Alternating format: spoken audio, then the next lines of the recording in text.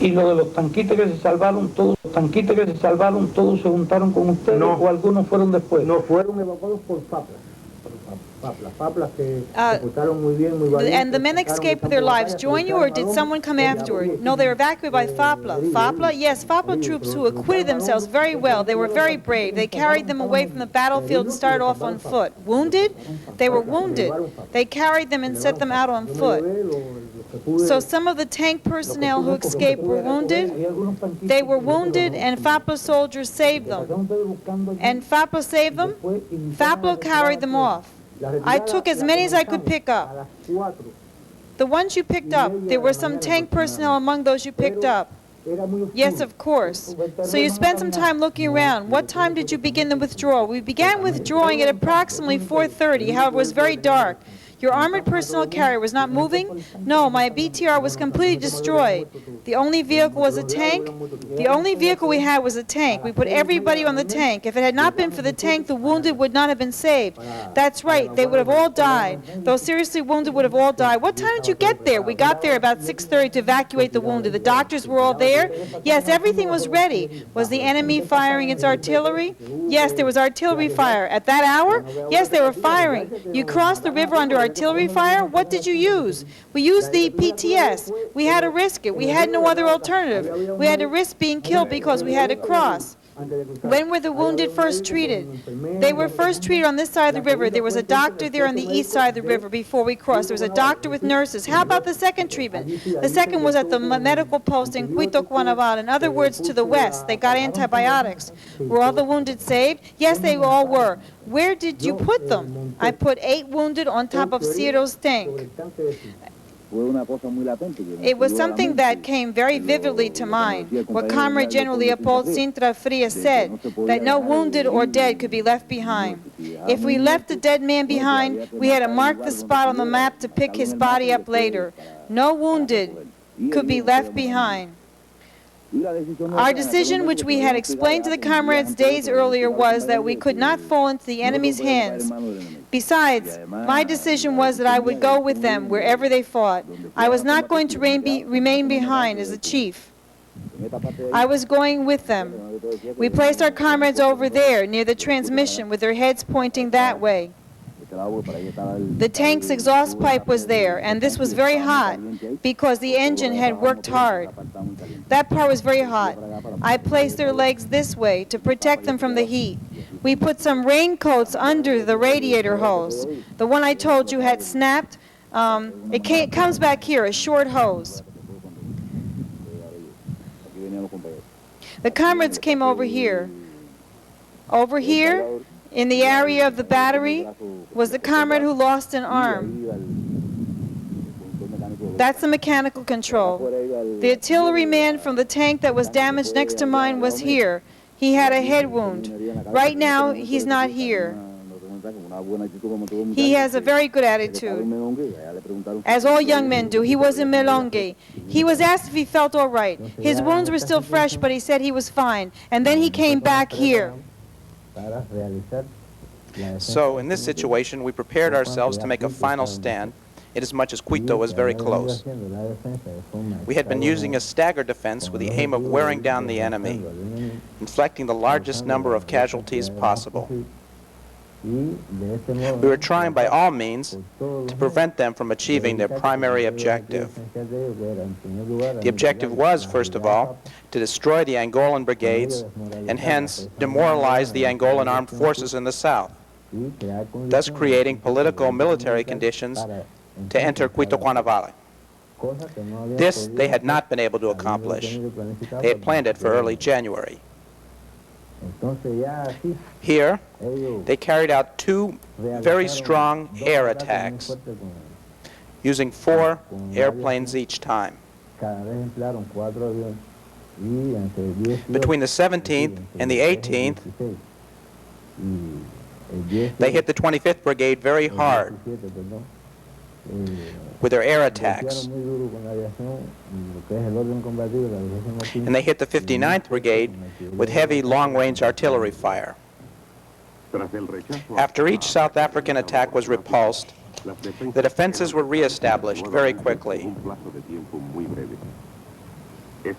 This sector, east of the Quito River, could in no way fall into the racist hands. That was the decision of the Angolan and Cuban troops sent to this front.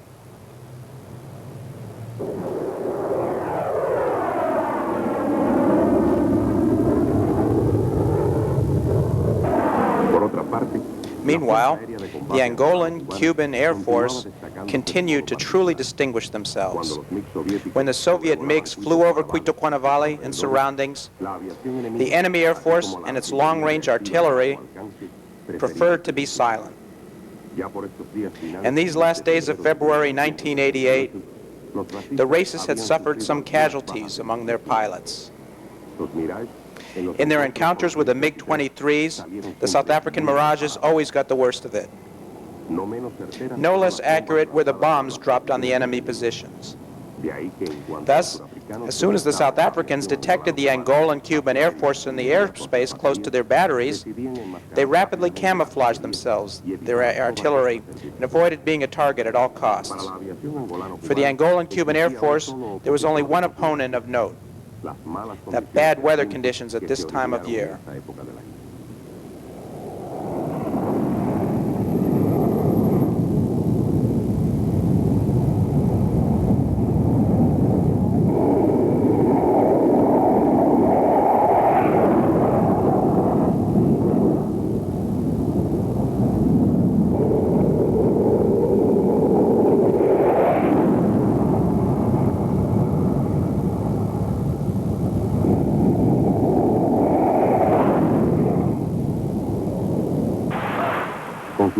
With their constant attacks on Quito Cuanavale, the South Africans and their puppets demonstrated a great deal of impatience to occupy the position.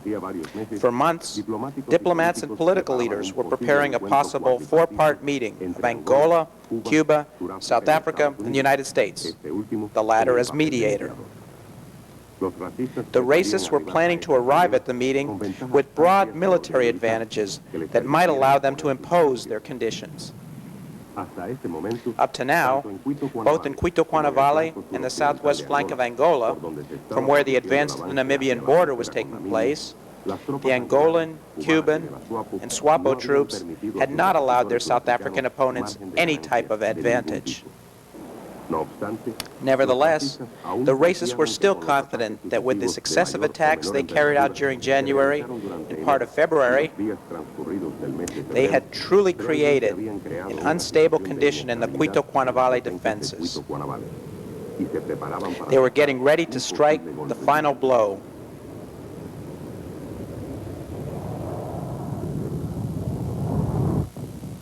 Immediately after the battles ended, reconnaissance groups were organized.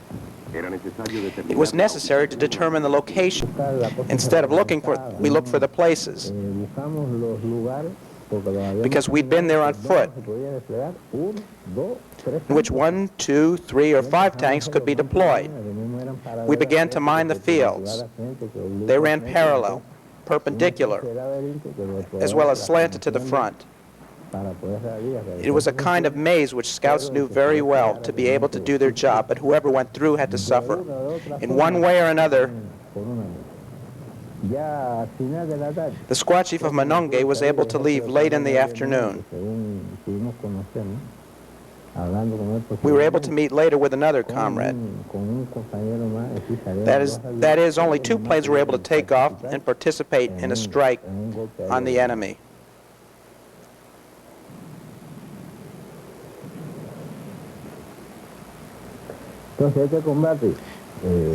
Then this battle ended with the defeat of the South African groups at the hands of the 25th Angolan Brigade. The Cuban deployment system was very well supported by this airstrike, and above all, by the work of the advisors of the tank unit and the comrades in my work group, who performed very meritoriously. The 2 most outstanding, the 2 most exemplary comrades were the cook. He left the kitchen as he did on another occasion, and he fought. Nevertheless, despite the battle, He was kind enough to make some coffee and distribute it among the trenches. At the end of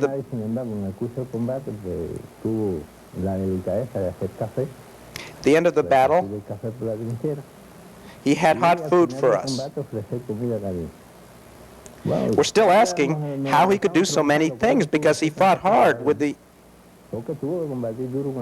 since the enemy had 450 meters and he had to start firing from 1,500 meters. Nevertheless, he's very even-tempered. He lives in the Vedado district of Havana.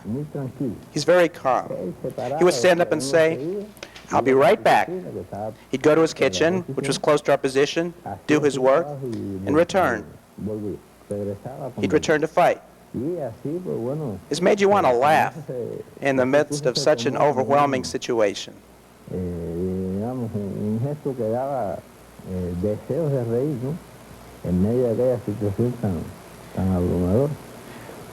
Other outstanding comrades were the political officer and the doctor. Above all, the artillery unit was outstanding. They controlled the enemy situation very well. They worked very hard with the Angolan comrades. Their work enabled us to strengthen the position of the troops, and it ended with the elimination of the enemy. An older comrade from the Eastern Army, Angel Osorio, and Comrade Captain Oso, who was the gunner from the Western Army, were successful because they had a lot of experience from previous battles.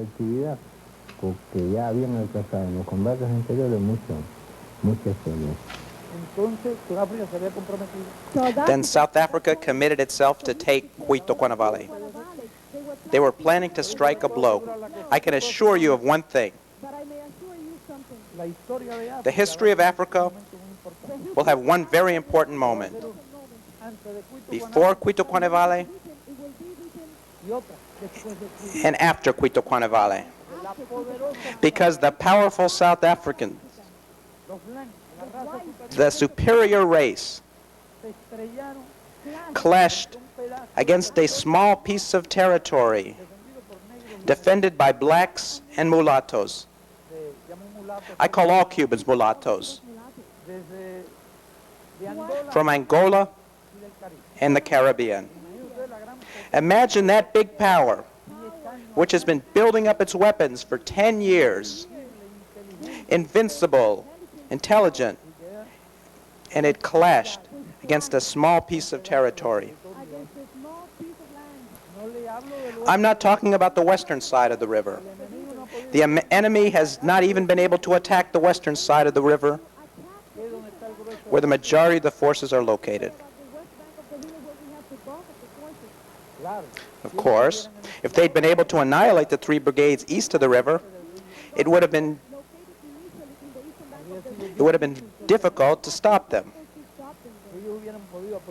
If they would have been able to take advantage of certain opportunities at a certain time and annihilated those 3 brigades, Cuito-Cuanavale's position would have been unsustainable. The 3 brigades saved themselves. The beachhead was maintained. The west was strengthened. And it became impossible for the South Africans. When you meet a white South African, a racist, the only thing you have to ask him is, what happened at Cuito-Cuanavale? What happened at Cuito-Cuanavale? That's all you have to ask him.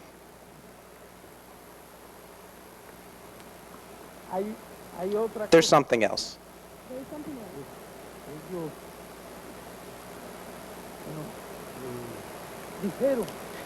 They said that the communists, South Africans think everyone's a communist, including someone who can't even read or write. And they even think their neighbors are communist.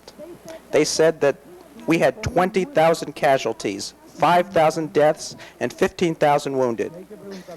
I have to ask them, if the communists had 20,000 casualties, why didn't you take Cuito-Cuanavale? Why didn't you take it? That's another good question to ask them. In public and in private. You may wonder why I'm telling you such a long story. I think this is important. It's important because the act is of historic importance. It's not as significant for Latin Americans because they're so very far away from South Africa. But I know what it means to the Africans. This is why Cuito Cuanavale is significant. More than 6 months have passed, and they are far from taking Cuito Cuanavale. And they will not be able to take Cuito Cuanavale. We were so sure of this that we made a medal to decorate the heroic defenders of Cuito Cuanavale, both Angolans and Cubans. We've decorated those who were both east and west of the river. The Angolan government has also decorated the troops. All the defenders of Cuito Cuanavale, thousands of men, have been decorated for their behavior during those battles.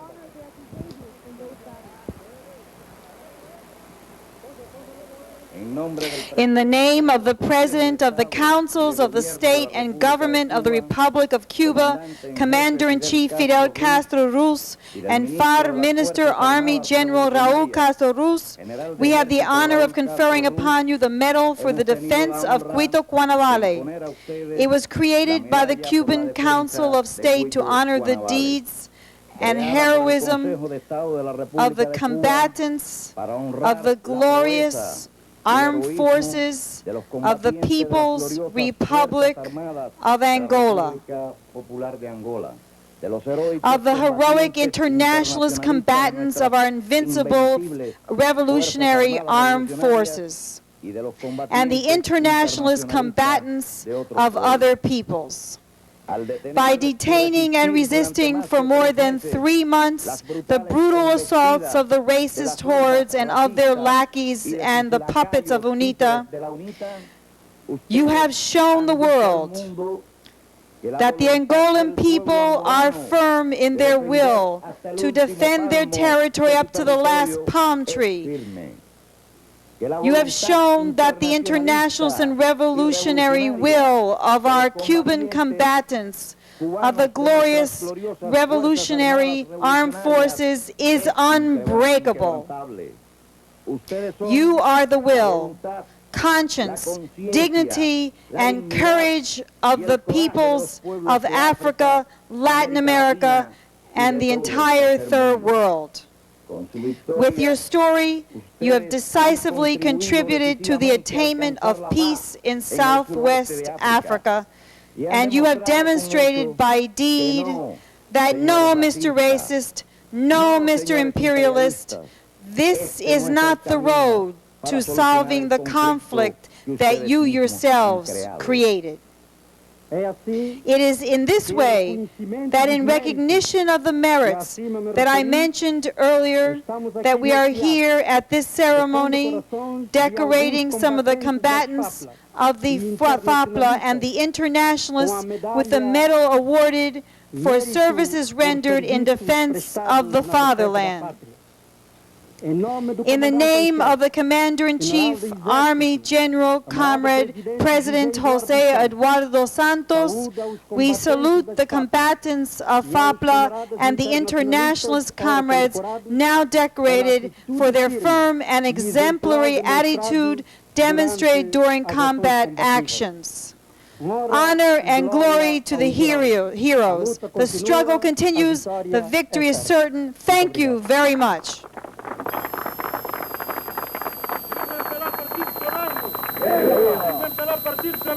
Viva o camarada presidente José Eduardo Santos! Viva o Partido Comunista de Cuba! Viva Fidel! Viva o Partido Comunista da União Soviética! Viva Gorbachev! Viva Gorbachev! A luta! A vitória! Viva o Cuito Cuanavale! Viva o Cuito Cuanavale! Viva o Cuito Cuanavale! Viva o internacionalismo! Viva o internacionalismo! La lucha.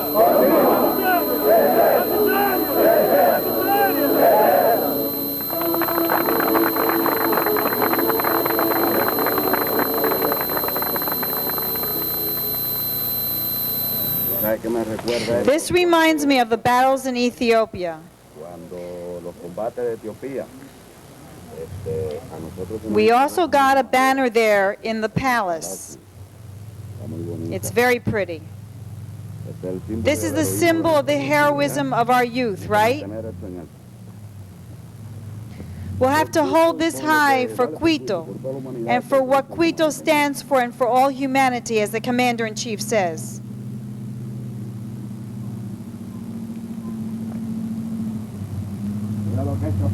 This happened the other day.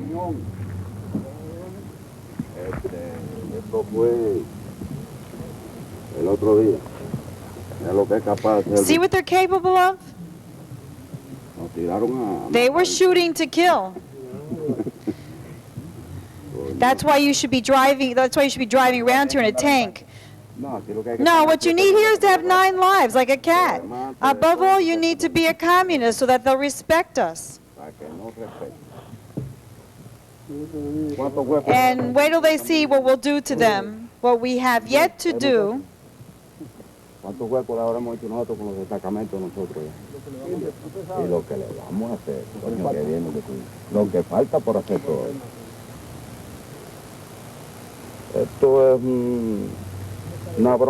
This is a serious matter. The chief of staff, the second chief of the brigade, was speaking about the fortifications, the high combative disposition we need to maintain, and how we should prepare to repel any attack. You've seen how we were able to capture combat technology from them, as well as to touch their dead, collect their rifles, and entire technology, communications, everything they left behind. I'm sure that just as he said,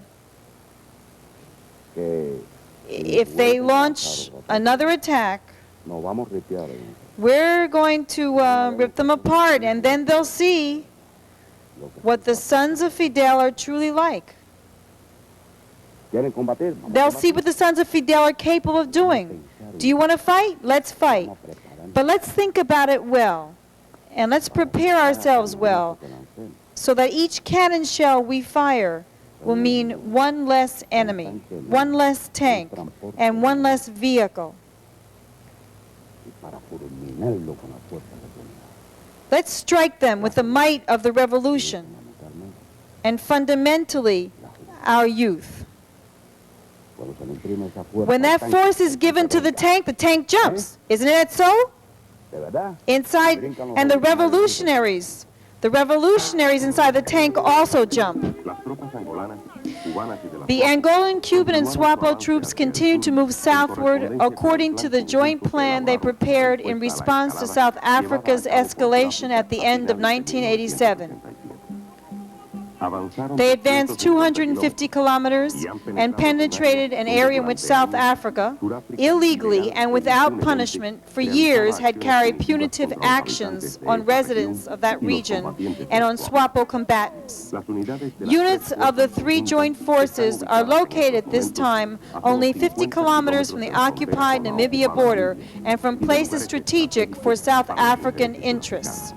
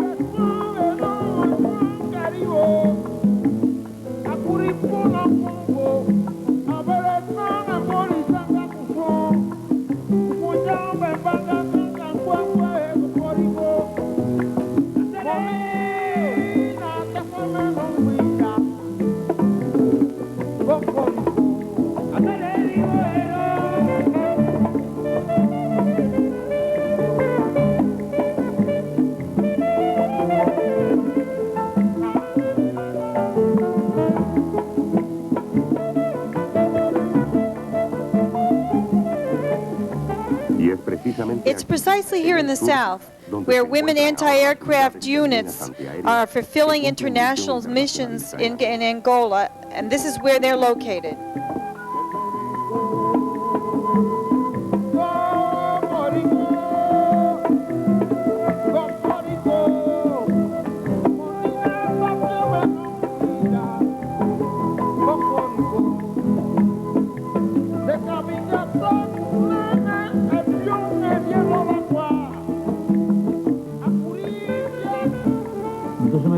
I ask myself, in circumstances such as this one, in which tens of thousands of fellow countrymen are here on the front line fighting the South African enemy, could we exclude women? Could we deny women the opportunity of also participating? This is why, comrades, the decision was made based on the principles in which they have always been made, to also send women contingents on an absolutely voluntary basis to fulfill the internationalist mission in Angola.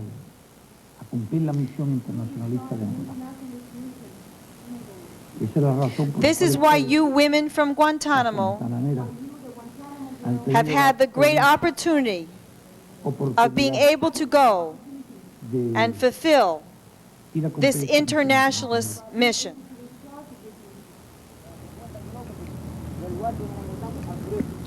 The units which are closer to the Namibia border constantly use their forces and means for scouting. Angolans, Cubans, and SWAPO combatants also act jointly in this activity. The cohesion and effectiveness reached by these groups is respected by the enemy.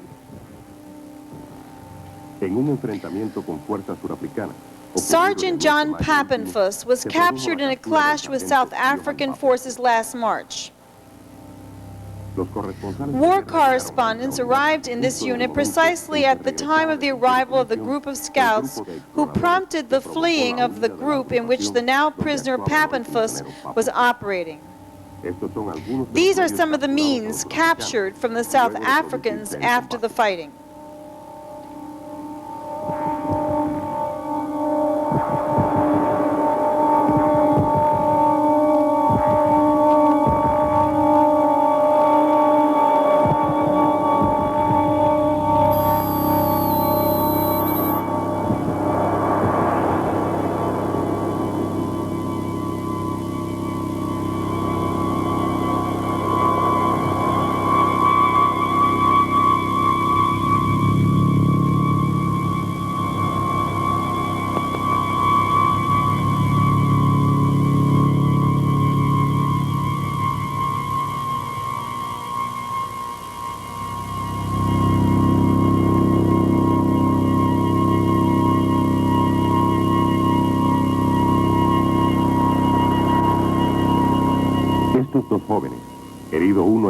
One wounded in the left hand and the other one in the mouth clashed with the armored car in which Pappenfuss was. They were able to disable it. They then carried the prisoner who was also wounded. They took him to a safe place and gave him first aid. As it was reported by the Cuban press, Sergeant John Pappenfuss was brought to Cuba to receive specialized treatment because of the seriousness of his wounds.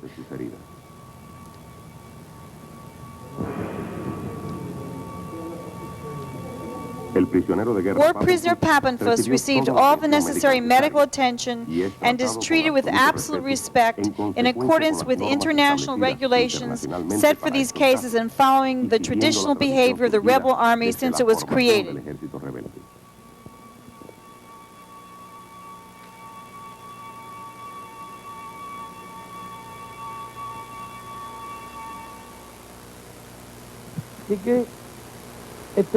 So this is the present situation, which has represented a total change in the balance of power.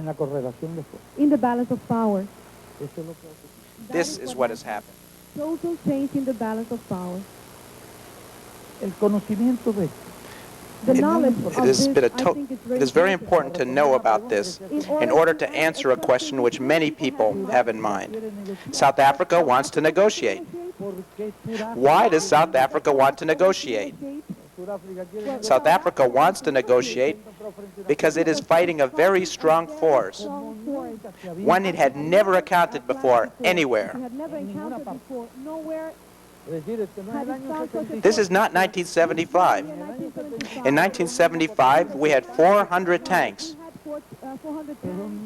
but we did not have planes. We practically had no anti-aircraft means. Now, we've gathered so many tanks here. We have as many tanks here as South Africa has. They're better because our tanks are T-55s and T-62s. And the South African tanks are very big, and they make a lot of noise. You can hear them from far away, and they're easy targets. It is not hard to hit them with a cannon shell. They have many of those elephants, which are very good to make noise and scare with their size. But really, they're actually very vulnerable. There are as many tanks here, Cuban tanks, as South Africa has. We have a considerable number of aircraft, and the area is saturated with Cuban anti-aircraft means, and Angolan and Cuban troops, very high morale. Morale is so high that if it was up to them, this problem would have been resolved. But we're responsible for the men there. We have to do things with common sense and with great wisdom.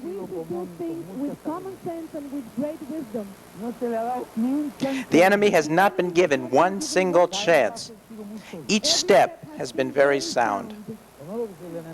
So if the enemy decided to do what it has said, that it is going to explode, that nobody knows what's going to happen.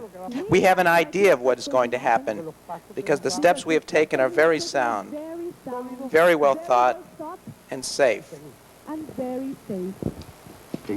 In May, South Africa agreed to participate in a four-party meeting in London.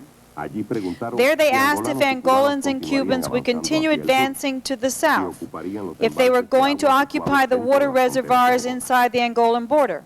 The response of Angolans and Cubans was very clear. No type of guarantees can be given while South African troops remain by force in Angolan territory.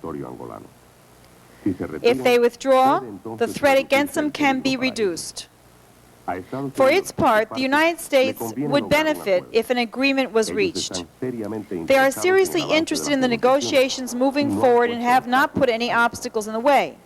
However, South Africa is not serious. It was agreed in London to hold a new four-party meeting, but Pretoria asked Angola for a bilateral meeting in Brazzaville, the Congo, which was accepted by the Angolans under the premise that the meeting would not replace the four-party meeting. Nevertheless, there they made unacceptable demands and hidden threats using diplomatic language. Later, in Cairo, Egypt, the Angolan and Cuban delegations told the South African representatives that a global situation to the conflict in southern Angola will only be accepted if UN Resolution number 435, which establishes Namibia's independence, is applied without amendments. They added that no agreement can be reached while the racists in other countries do not stop providing material aid to the UNITA puppet bands. South Africa attempted to give a response to the Angolan and Cuban proposals, but its arguments were not convincing. The United States maintained its mediating efforts and showed great concern at one point in the meeting when a possible break in the talks appeared to be imminent. After 2 days of meetings, it was agreed to hold another meeting at the expert level in the United States in July. Angola and Cuba believe the Cairo meeting was useful and the conditions are in place to reach a just and acceptable agreement for all the sides. 24 hours after the Cairo meeting ended on Sunday, June 26th, South Africa attacked with long-range artillery the Cuban Angolan positions of Chipa, sudafricana, Quenene province. There the enemy used almost 200 missiles. On Monday, June 27th, a day after the racist attacks, there was an air raid over the South African forces located in Kalueke, which resulted in considerable material and human losses. That same day, a strong South African patrol, which was scouting en route to Chipa, was intercepted and almost wiped out 17 kilometers southwest of this point. Any South African attack on the southwest of this point, any South African attack on the Cuban Angolan forces in the southern front of Angola will likewise receive an immediate and strong response. But in the fundamental places, in the main strategic places, they have pulled back without resistance. It is very important for you to know that we are seriously working for a settlement. We are determined to work seriously to find a solution. It is true that if they had taken Cuito-Cuanavale and had annihilated the concentration of troops, what kind of negotiations could we have had? We would have had to sit down and accept the conditions they would have imposed on us. But this was impossible. Everything changed. Perhaps you'll understand it better if I use boxing language. Cuito-Cuanavale is the left jab, which keeps the enemy at a distance. And the advance toward the west is Stevenson's right hand threatening to fall on the boxer's head.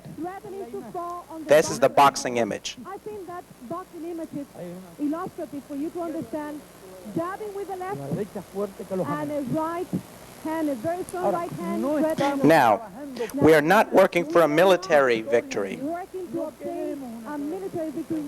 We do nothing for military glory or victory. We feel a responsibility for the lives of each of our men. And any military glory really fades in the face of losing lives, because we feel responsible for the life of each and every of those men there. We fight for a just and dignified solution that guarantees the security of Angola and the independence of Namibia. In exchange, we will gladly withdraw up to the last soldier within an agreed timetable. The conditions so that a settlement can be reached. Of course, that entails... In our position, we've created all the conditions for a solution. Of course, this entails risks. We have been willing to take these kinds of risks of a serious big confrontation. We've had to take the risk because otherwise there would be no solution. However, we're not seeking a military victory. We're seeking a reasonable, just, peaceful solution, a solution to part of the problem in southern Africa. I believe that if this political solution is found, guaranteed by the United Nations, and if Namibian independence is achieved, the time perhaps will be closer when South Africa will have to talk with the ANC, and we'll have to discuss the problems of apartheid. After this, it will have no other choice. In the present world situation, in a climate of détente, peace, and disarmament, if this solution is achieved, I believe that the time will have come to demand from South Africa that it discuss the resolution of the apartheid problem with the ANC. South Africa knows it's a dangerous situation. It had to face all these forces against it. South Africa is calculating, cynical, opportunistic. If we can do something with impunity, it will do it. If it can get into Mozambique, it will. If it can get into Zambia, it will, to commit any crime. If it can get into Lesotho, Botswana, wherever, where it can go without casualties when it can get away with it. However, when it has to face a force such as this one there, Now they have to think it over carefully. Try to calculate the risk, and they are That's the reality. very watchful. They know they are at risk. And they know that they are in the face of a risk. What happens there will depend on them. If they react arrogantly and cause a confrontation, With happiness, and if they want a confrontation, they might not only lose Namibia, they might lose apartheid. If South Africa risks a military disaster, it could be the end of apartheid because the regime is too weak. Too weak politically. It has too many oppressed people. It cannot risk a big military defeat. It cannot risk a military disaster. We know this. But we don't want a military victory. We want this problem to be settled now. I think we will then stand at the threshold of the solution to the problem of apartheid. I believe it is one of the big problems remaining not only for Africa, but for the entire world.